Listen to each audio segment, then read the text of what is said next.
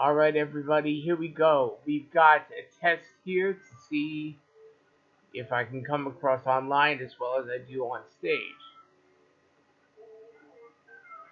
Oh, God, this isn't going to be as easy as I thought it was. So, we're going to my doctor's office. We're starting back in 1999, and I've got to go for a colonoscopy, of all things. Yes, ladies and gentlemen, at age 30, back in 1999, when I was young, younger than I am now, unfortunately, the doctors decided to check my colon. The doctor, however, didn't count on my sense of humor, and she begged me during the consultation before the test, leave the technicians alone their first year.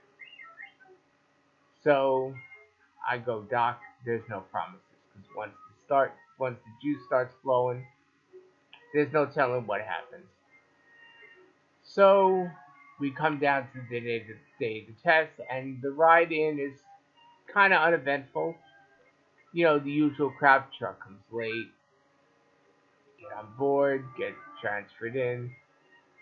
Of course, the driver bitches because he's got to go all the way into Manhattan from Far Rockaway.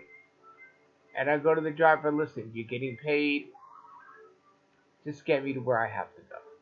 So we get there.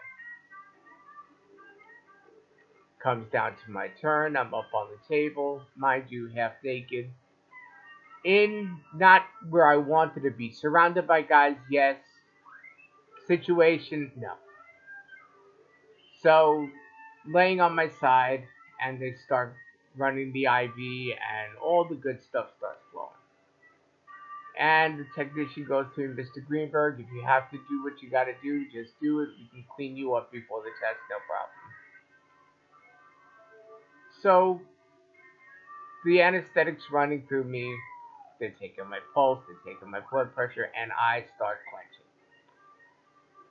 Out of nowhere, start clenching. Technician goes to me, you alright? I said, yeah, I'm fine, there's nothing wrong. This goes on for another 3, 4, maybe 5 or 6 minutes. And then the technician goes, listen, unless you tell me what's going on, I'm not going to do the test. So if I go to him, if you really must know, I'm trying to smile for the camera. The doctor is listening on an intercom from the control booth, and she's looking at me, and she's like, why? Why must you bug my technicians? Technician puts the camera down, says, that's it, I'm out, gone. Took 45 minutes to get us a new technician, but we finally got the test done. Okay, get me out into recovery. I'm laying there. The doctor comes over to me. She's furious. Furious with me. She goes, you promised. I said, I promised nothing. I don't even remember what happened. So she tells me, and I'm like, really? I was that funny? She goes, everyone else was laughing. Okay, so we get on Access-A-Ride to go home. And again, the driver's bitching because now he's got to go from Manhattan all the way back to Far Rockaway. However, this time we've got to stop and pick up other people. And along the way, we pick up this one lady, a huge lady, who steps on the truck, and I swear to God, you heard the brakes go, "Oi!" And she's very top heavy, and she's wearing this big, bright red and white shirt.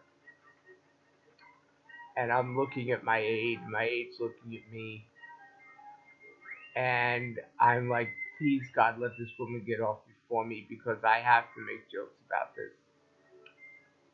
And sure enough, what happens, we only go maybe 2-3 blocks, and then the lady gets off the truck.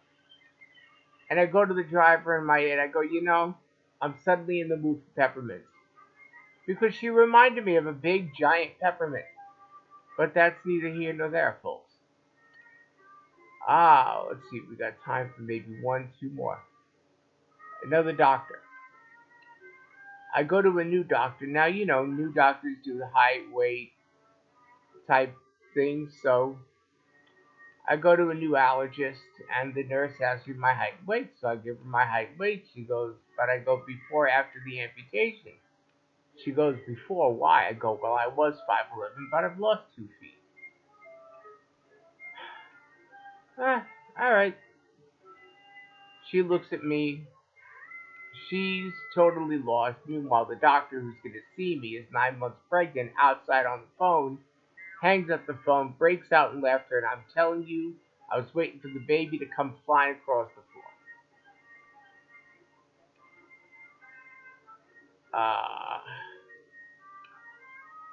Got a new wheelchair recently, and I'm reading Manuel. Alright, the manual. And I've always heard the control adjust described as a control bar or a lever. I've never heard it called a joystick. So the first rule of this new chair is don't jerk your joystick.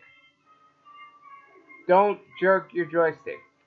You're telling that to a gay man.